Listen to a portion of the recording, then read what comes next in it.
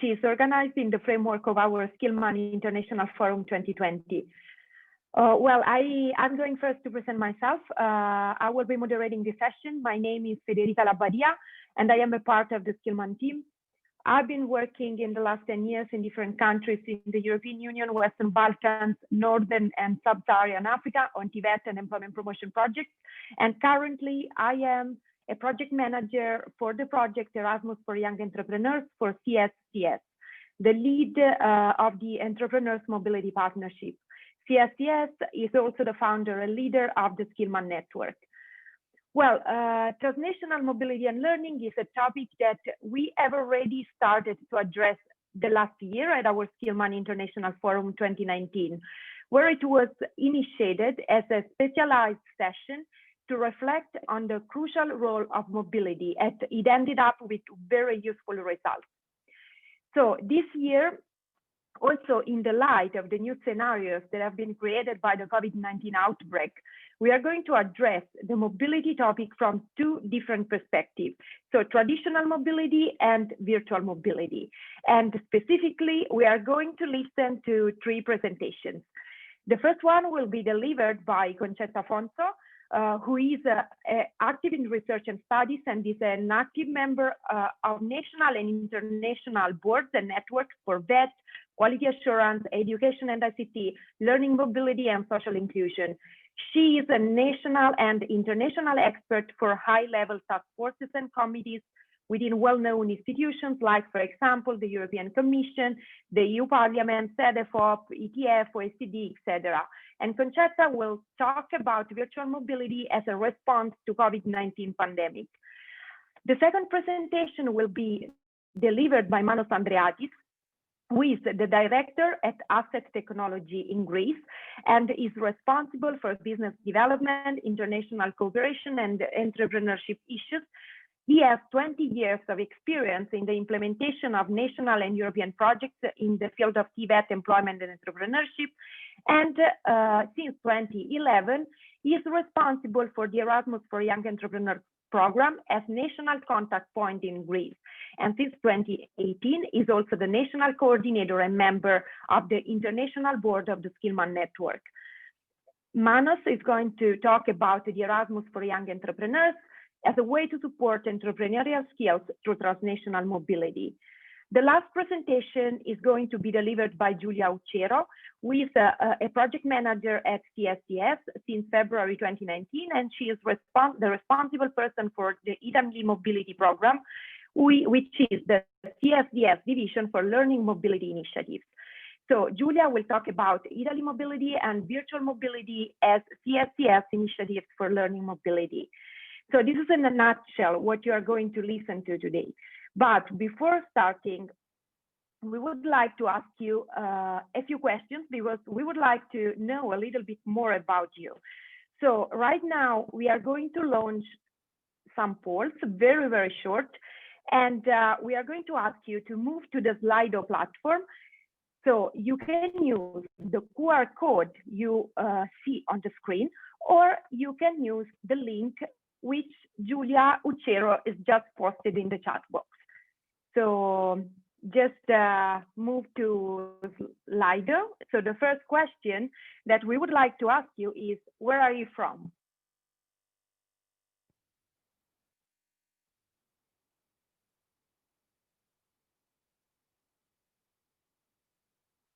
Let's see, Egypt.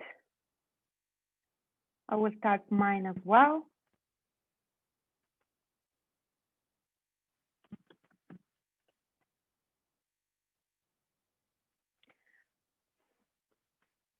So for sure we have Greece as well, even though it's not appearing yet on the screen. You can use the link which is in the chat box.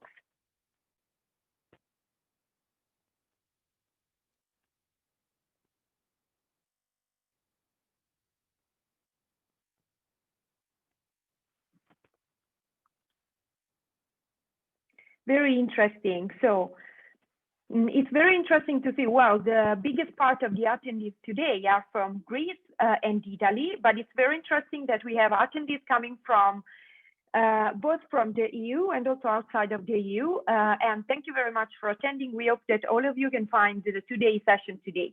But before starting, there is a second question that we would like to ask to you.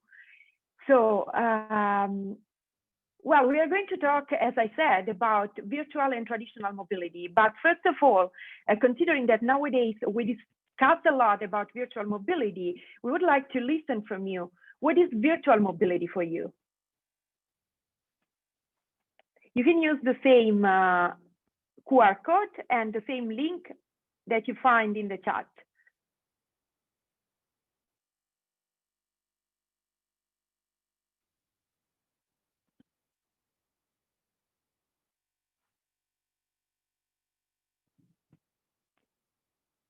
Very interesting. Let's see. So I can read all this, but well, I would like to leave to give you a few more seconds to type your question, your answers to this very important question. But I would like now to give the floor to Concetta Afonso, who is our first speaker, and to comment on the results, but they disappeared from the screen.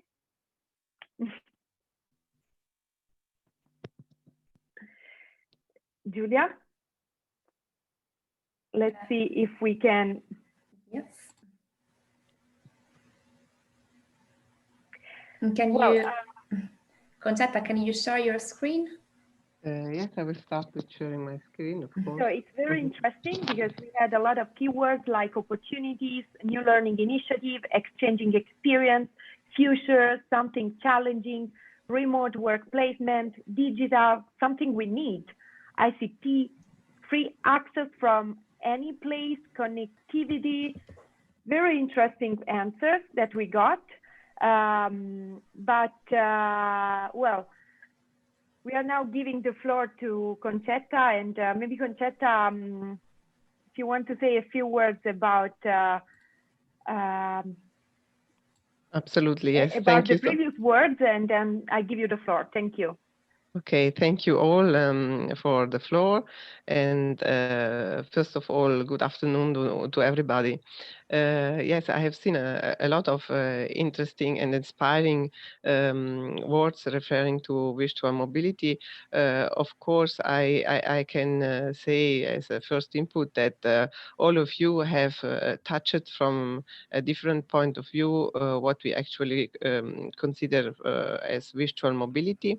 And I see that there are really different points of view. So I hope that through our presentations, we will give you even more interesting inputs, and focusing in particular from focusing the discussion on 2 points of view, the one of people, and of course the one of the institutions and organizations that promote virtual mobility.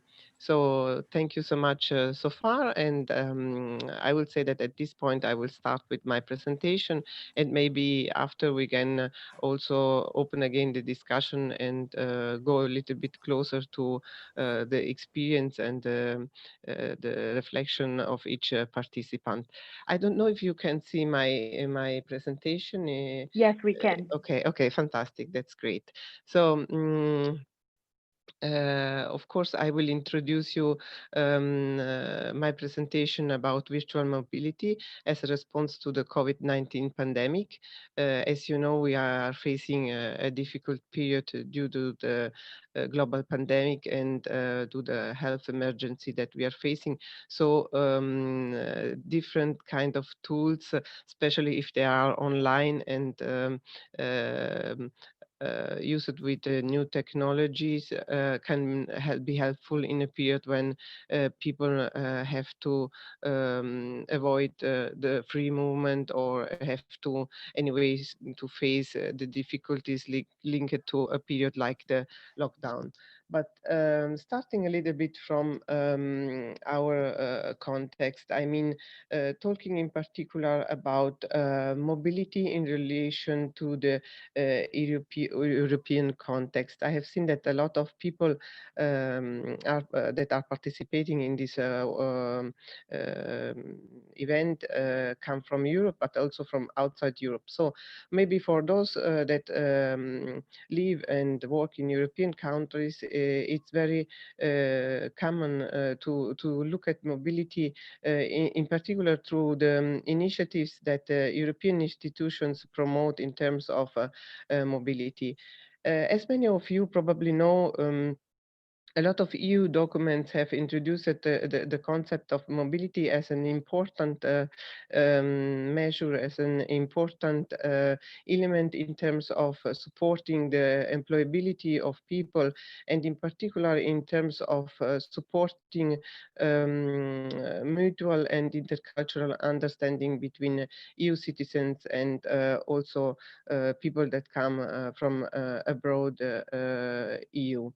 In particular, as many of you know, mobility is an important action when it comes to EU programs linked to learning abroad. In 2006, with the lifelong learning program, a first very important definition of mobility was included in EU documents. Mobility was considered as a period or to spend abroad in different member states in order to undertake study and work experiences, as well as to obtain and realize a learning or teaching activity abroad. The lifelong learning program was, of course, an important step when we look at international and transnational mobility, because it was the continuation of a long tradition that Europe had in terms of mobility, and it was the link to the programs that have been introduced after this important period covered by the lifelong learning program, which ended in 2013. In 2006, the same year of the lifelong learning program, another important document was introduced by the European institutions, the recommendation on the European Quality Charter for Mobility. This document stresses again how mobility is important. In particular, the focus in this document is not only about mobility for young people, but also about mobility for adults. In particular, this document has also put mobility in relation to formal and informal learning, and it stresses also the importance of mobility in terms of enhancing professional and personal development of those people that participate in the mobility experiences abroad. This EU recommendation also included 10 key principles in order to guarantee high quality in the mobility experience abroad. I will not go through these 10 principles, but I would like just to stress how it is important, starting from this recommendation, to consider a mobility project in all the different phases and steps that it can include. Not only the experience in itself is very relevant and important, but it's also important to invest in pre and post activities, and in that case it's also important to look at the information and guidance that people need in order to realize a successful experience. Through the EU programs, we can see how physical mobility has been promoted, supported, and analyzed with a particular attention to its impact on individuals and organizations. Studies include the effects of mobility on knowledge, skills, and employability for individuals, as well as the internationalization and modernization of EU organizations that carry out mobility projects. After the lifelong learning program, probably many of you know, another important program introduced at EU level is the Erasmus Plus program. Established in 2013, the Erasmus Plus regulation introduced a very important new concept, the concept of learning mobility. When learning mobility stands for a physical stay abroad in another country, a country other than the country of residence, the mobility can be undertaken for studying, training, or non-formal or informal learning, and usually it can include different forms: traineeships, apprenticeships, youth exchange, volunteering, teaching, or participation in a professional development activity.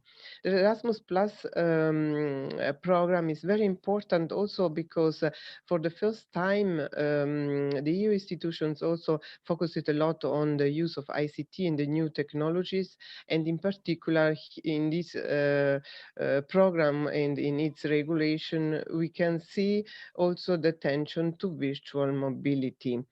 In fact, through this EU program, we had also the first EU definition about virtual mobility, seen as a set of activities supported by information and communications technology, including e-learning, organized at institutional level that tries or facilitate transnational and or international collaborative experiences in the context of teaching and or learning.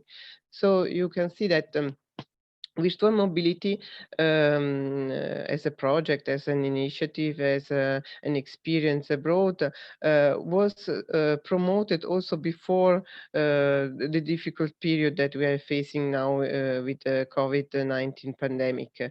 But to say the truth, it's exactly in these difficult times that we really understood how it could be important to promote this kind of mobility, and which could be the added value compared to physical mobility that we promoted so much in the past and that we still are supporting a lot.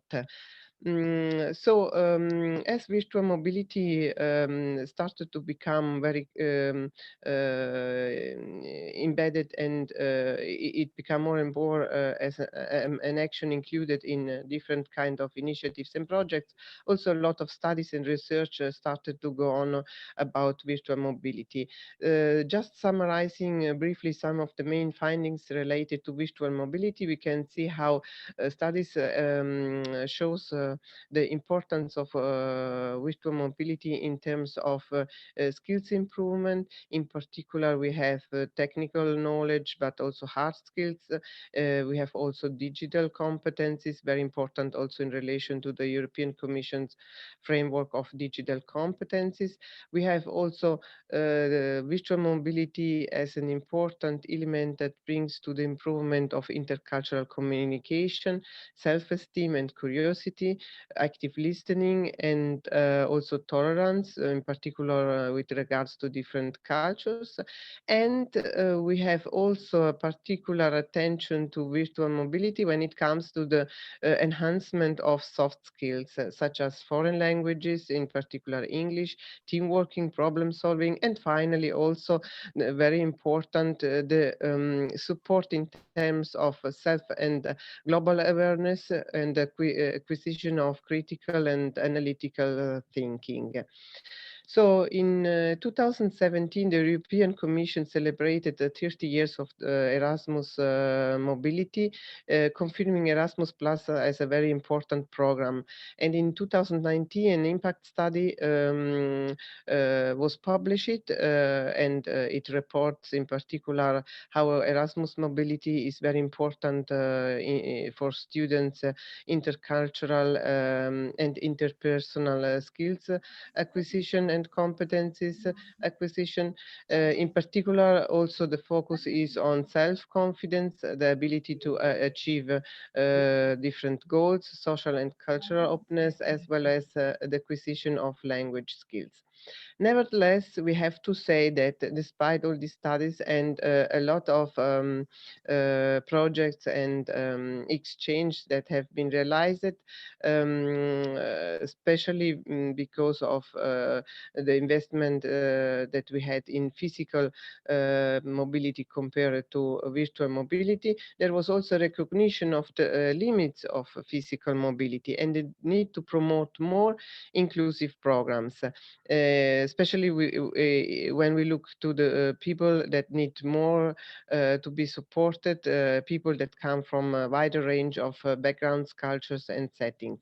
So nowadays we can say that virtual mobility is very important because it can create a link to formal and informal education, but in particular it is very important when it comes to skill building and to providing transformative opportunities to different target groups.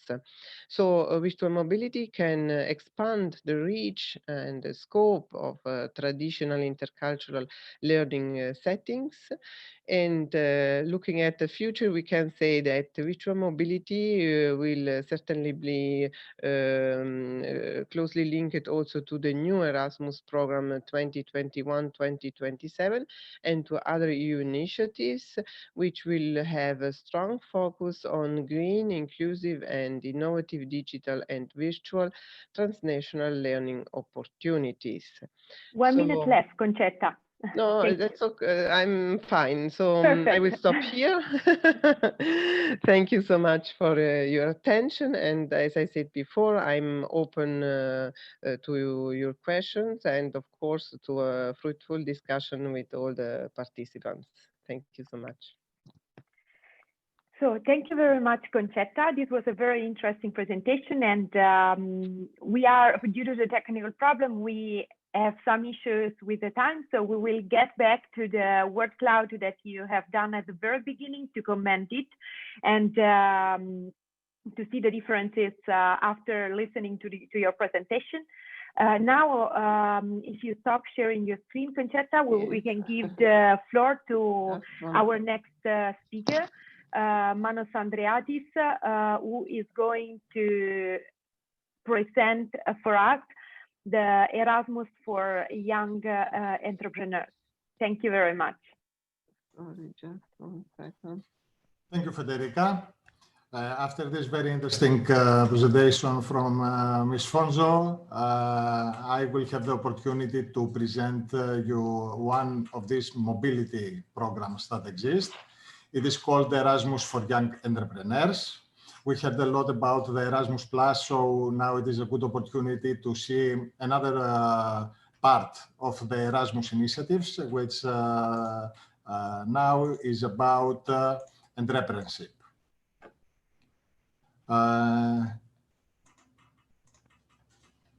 Here we go. Well, I'm Manos Andreadis from Assetech, established in Athens, Greece. I'm contact person for Assetech as intermediary organization for Greece, and also member of the Entrepreneurs Mobility European Partnership. The Erasmus for Young Entrepreneurs program is operating under the COSME, the program of European Commission for the Competitiveness of Small and Medium Enterprises. And it is one of the main actions in the area of encouragement of entrepreneurship. Erasmus for Young Entrepreneurs is a mobility program which foresees cross-border exchanges with the aim to help new or aspiring entrepreneurs to learn from experienced entrepreneurs who are running small and medium enterprises in the participating countries. The new entrepreneur travels to the host entrepreneur, and there they work together and have the possibility to exchange knowledge and business ideas which are mutually beneficial. The collaboration takes part for a period of from 1 to 6 months, and it is partly financed by the European Commission. So starting with the program, let's see who can participate and what are the main definitions of the program. so we can distinguish new entrepreneurs and host entrepreneurs. New entrepreneurs are the ones who are firmly planning to set up their own business, which means that they don't have one so far, but they have an idea for setting up an enterprise. Or they have already set up their own company and they have it for less than 3 years. This is the part concerning the young entrepreneurs. On the other hand, we have the experienced entrepreneurs who are acting as host entrepreneurs, and they are the ones who own and manage their own enterprise for more than 3 years. So actually, with these definitions, we can understand that everybody, almost everybody, can participate in the program, as many young people can be considered as potential future entrepreneurs. Since they have an idea, since they have a plan, a business plan, then they can take part. And this gives the opportunity to many young people to participate. With the participation to the program, what are the benefits? This is very important. Concerning the young entrepreneurs, most of the benefits, we can say that they are more or less obvious. First of all, they are going to acquire the entrepreneurial and technical knowledge and skills. And they are going to build their self-confidence in order to proceed with their own idea. Also, they will have the opportunity to develop cross-border business cooperation, especially with the host entrepreneur with whom they will start cooperating in the frames of the program. Also, they will have the opportunity to network and build strong relationships. There are many other benefits that we can refer, some soft skills, language skills, insights in foreign business environments, knowledge of different cultural organization settings, and many more. Each young entrepreneur sets his or her own aims and then makes the relevant plan. On the other hand, we have the host entrepreneurs, because all these matches, all these relationships have to be mutual beneficial. So the host entrepreneurs who are hosting the young entrepreneur have the opportunity to cooperate with a young person who has fresh ideas and can bring new skills and knowledge to his enterprise. Additionally, they can act as coaches or mentors and support the young entrepreneur, having the opportunity to extend this cooperation after the end of the program and as soon as the young person establishes her own business. The large majority of the host entrepreneurs, we can say from our experience, enjoyed this experience of the program so much that they decided to host other new entrepreneurs after completing the first exchange. One specification that we also have to make, speaking especially for young entrepreneurs, we have to say that the term young or new entrepreneur does not have to do with the age. It has to do with the entrepreneurial experience. So we may have a person of 26 years old who has 5 years of entrepreneurial experience, and this cannot be considered young for the program. This person can be considered as an experienced and can act as a host. What types of activities can take place under the program? There is no restriction here. Whatever the business idea and the company is, it can take part in the program. We can see here in this graph some business activities, but they are just statistics from the participation so far. I will give you some concrete examples of the exchanges that are taking place now under the Entrepreneurs Mobility Consortium. For example, last week we have the approval of a Greek young entrepreneur to go to Cyprus in the tourism sector. Also last week we had the approval of an Italian young architect to go to France to have his exchange there. We also have a Greek pastry chef who is now in Italy and has her cooperation with an Italian experienced entrepreneur. These are some examples which show that, that we have no restriction to the business activity and the professional activity of the entrepreneurs.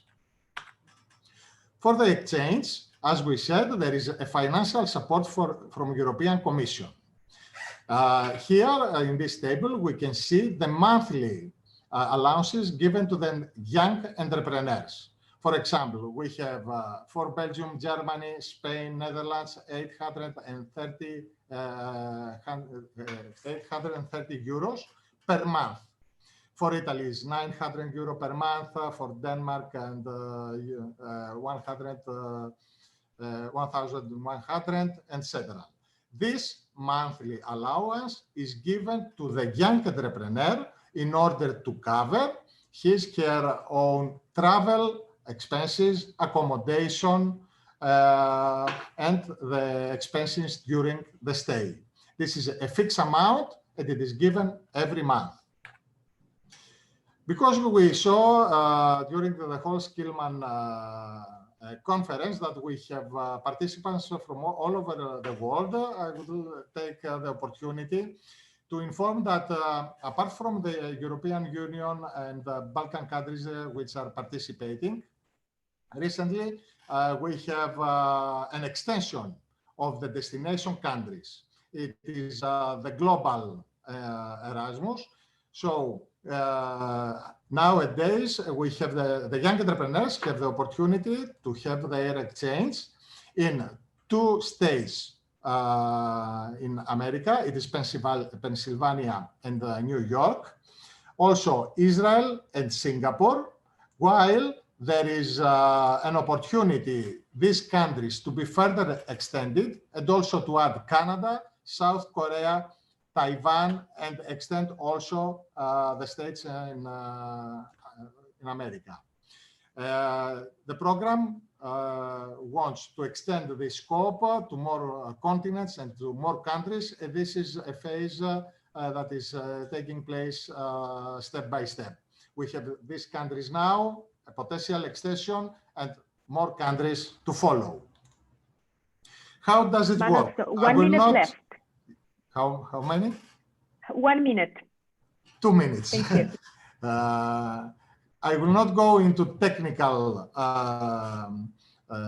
the technical characteristics of the program. I would just like to say that there are 4 stages for the implementation. The first is the entrepreneurs need the information and registration process, which is taking place on the www.erasmus/entrepreneurs.eu. Then, after their approval, they have access in the database where they can search and come in communication with the other party. Then they have to make the final arrangements and proceed with the relationship. This goes very quickly, but if you contact us, the Entrepreneurs Mobility Consortium, which consists of 10 partners from 10 respecting European countries: Italy, Greece, Turkey, Spain, Romania, Germany, Czech Republic, Lithuania, and Sweden. And Entrepreneurs Mobility is the top performing consortium in Europe, as you can see in the graph, operating the last 10 years with the best performance in European level. You can contact us. You can contact us also via Facebook on entrepreneurs.mobility, and you will have direct access to the person responsible for the country and take advantage of the program. Last, before I close this presentation very quickly, I would like to say that each program finally is assessed by its success. And these 10 years, Entrepreneurs Mobility Consortium has to present many case studies, many success stories. I will just refer one. It is the picture that you see on the upper part of the slide, which is the picture that you will see when you enter the main European portal. For the 10 years operation of the program, there was a competition for the award of the Entrepreneur of the Decade. And we are very, very glad, both as intermediary organization and as a consortium, Entrepreneurs Mobility Consortium, that this award was received by one of our entrepreneurs after a selection and evaluation process that took place. For more information, as I said, please contact us and we'll be glad to support you. Thank you. Thank you very much, Manas. We are running out of time, and in 12 minutes we will be all automatically redirected to the plenary. So I just give the floor very quickly to Giulia for the next presentation. Yes, thank you. Thank you very much. Can you see my screen now? Okay, perfect. Yes, yes. So before starting with my presentation, I would like to remark that from 2009, CSS is the lead intermediary organization of Erasmus for Young Entrepreneur program of Entrepreneur Mobility Consortium. And last year it was appointed out by European Commission as the most active performer at the decade of the program. So now we will see this short video about one of the CSS host entrepreneur.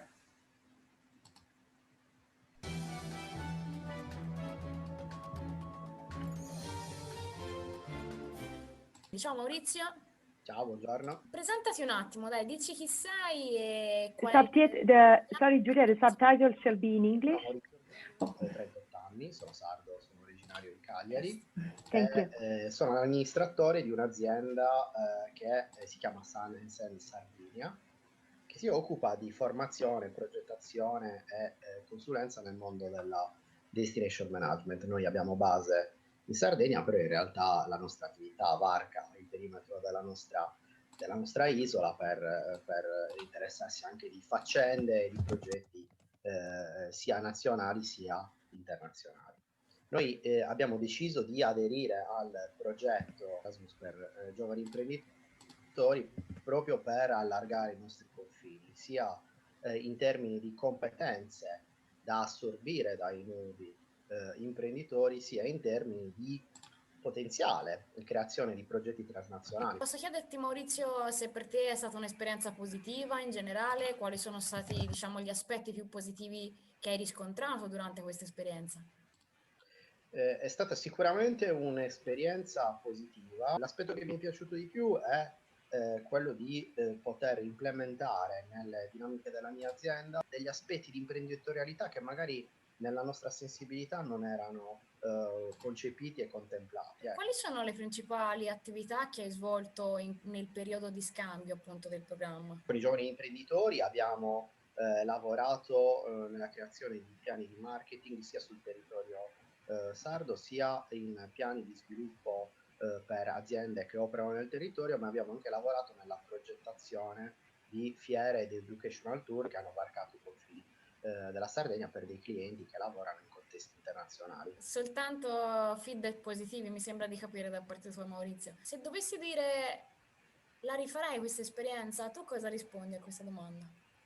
Assolutamente sì, sono soddisfatto, quindi mi auguro che i progetti di collaborazione e soprattutto anche con l'intermediario CSCS, che ci ha dato una mano gigantesca nell'individuazione delle figure più adatte, no? E quindi ecco, mi auguro che questa collaborazione, questa sinergia possa andare avanti. Benissimo, grazie Maurizio. Ti sentissi di poter consigliare a nuovi candidati per il programma degli anni a venire, quali sono i 3 consigli che daresti ai nuovi imprenditori del futuro? Per quanto riguarda le mie attività, io consiglierei 3 aspetti. Uno è banalissimo, e quindi per chi arriva sul territorio, fatevi furbi, create una base di conoscenza della lingua italiana che ci permetta anche di inserirvi nei piani di progettazione, e poi la possibilità di monitorare progressivamente, quindi non essere banali nello studio e nell'analisi dei dati. E l'altro consiglio è uno sguardo sempre a Bruxelles e dintorni per capire le dinamiche della progettazione. formazione. Benissimo, grazie mille Maurizio, buona fortuna per la vita e per il tuo business. Grazie. Ciao. Grazie mille. Okay, so as Federica said before, I'm the responsible person for Italy Mobility Program, the CSS division for Learning Mobility Initiatives. CSS is located in Pistoia, in the heart of Tuscany, and it is accredited as that center by the regional government. CSS has the pleasure to host in Tuscany over 150 international mobility trainees every year.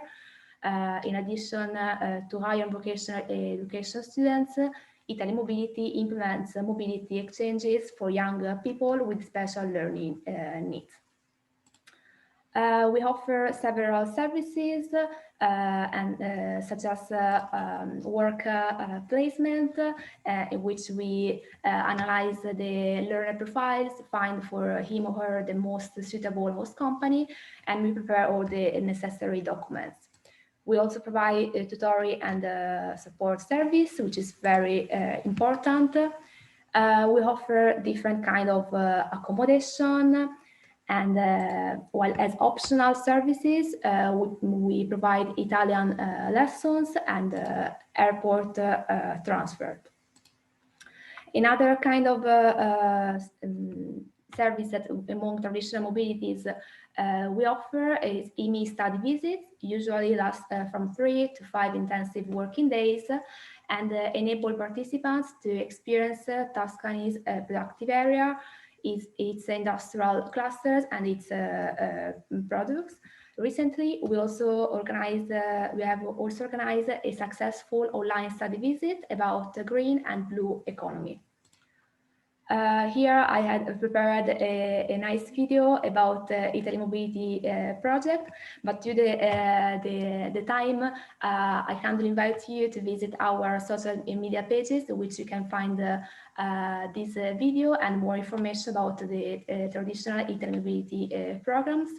And of course, you can also contact me by mail to learn more. As a result of COVID-19 pandemic, we had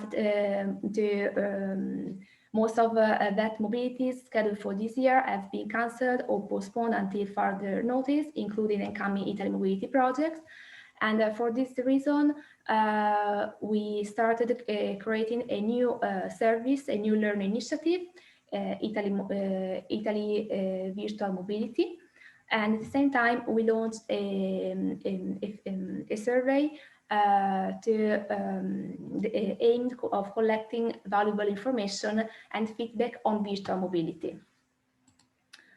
So this, very shortly, this virtual mobility is a solution aimed at promoting the intercultural dialogue and acquiring professional skills through digital learning tools. With this initiative, trainees can develop their skills from home or school with a multicultural tutor and a real international teamwork. Everything is managed through teleworking softwares that allow self-monitor activities, including task and time management. And there is a system which helps reminding the trainees task and keeping a high level of focus and attention. Here we have some of the first results of our research. This survey it will be soon published. Here we can see that several kind of respondables participated, both public organization, general secondary schools, the institutes, and many others. And the survey collected more than 200 of respondents from 70 different countries. We can see from this map, from India to America, Europe, a lot of different countries. So as I will say before, we will soon publish this survey in order to share the information acquired about virtual mobility. So thank you very much for my attention. As I said before, if you need more information about virtual and e-mobility, here you can have my contact details. So thank you very much. For all the presentations, I hope you had a broader view about the different options, so about virtual mobility, about the Erasmus for Young Entrepreneurs, the Italy Mobility Program. We left the contacts in the chat box, so you can contact us and ASETEC at any moment for your questions. We are really sorry that we can't answer to your questions live, but unfortunately our session will expire in few minutes. We have the countdown on the top at the right, and but maybe we can still do one last poll before leaving the session, just to see the link to the poll. You can find it in the chat box. Giulia? Yes.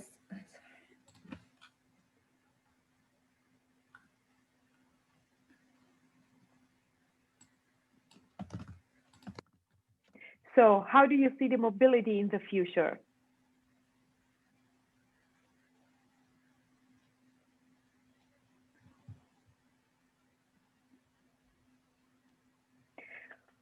Well, everybody sees it as a blended. Of course, I think the COVID-19 outbreak gave to all of us a different perspective, and we weren't considering very likely virtual mobility before. But now, after the COVID-19 outbreak, it's a reality. It's something that is in all our lives, as, for example, also this event, a conference today is showing us. And the future will surely be blended, or let's see. As Giulia mentioned, with CSCS, we started to do a research the last February on virtual mobility. So it was before it was so present in our lives, and what we would like to do is to continue our research and to interview again the same people we interviewed the last February, to ask them the same questions and to see if they will provide us different answers almost a year after, and after everything has gone virtual in the last month. We will surely share the research for you. I would like to use the last seconds just to ask to Concetta and Manos one keyword to leave to us today. Just one keyword. Unmute yourself. Yes, okay, thank you so much. So I think that blended is exactly the word that I would use as well, but I would also add access, more access for all. Access for all. Manos, your word for today? Yes, of course, equal opportunities, which is paraphrasing what Concetta mentioned, equal opportunities for all. And certainly mobility is a very powerful word by itself.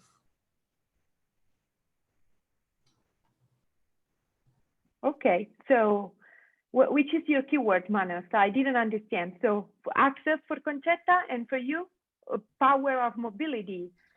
No, I said mobility is a powerful word by itself. Mobility, okay. Mobility, yes. Mobility itself, access I would and say mobility. that everybody has to do it and put it in his learning plans. Okay, yeah, I agree with you. And Giulia, for you, one keyword from you. You have to unmute yourself. Sorry, I would say that new opportunities. So Okay. even if this situation was very unexpected, it offered us new opportunities to mobility, different kind of mobilities. Okay, so we would like to leave you also with a last question. In 2 minutes, no, we don't have time because they are warning us that our room will be closed in 2 minutes. So, well, I would like to take again the chance to thank you all, to thank Concetta for her presentation on virtual mobility. Very interesting, thank you, and very very recent and very in line with the time we are living. Thank you, Manos, for presenting us the Erasmus for Young Entrepreneurs. As we have written down in the chat box, feel free to contact Manos for Greece, CSCS for Italy, or us also if you are interested in other countries. For sure, we can support you. Feel free to contact Julia and the email I have indicated in the chat box for the Italy Mobility Initiative of CSCS, if you would like to do your exchange to Italy. And well, thank you all, and I hope you will still keep on enjoying the remaining sessions at our Skillman International Forum. Thank you all. Have a nice day and have a nice afternoon. Thank you for joining. Thank you. Thank you.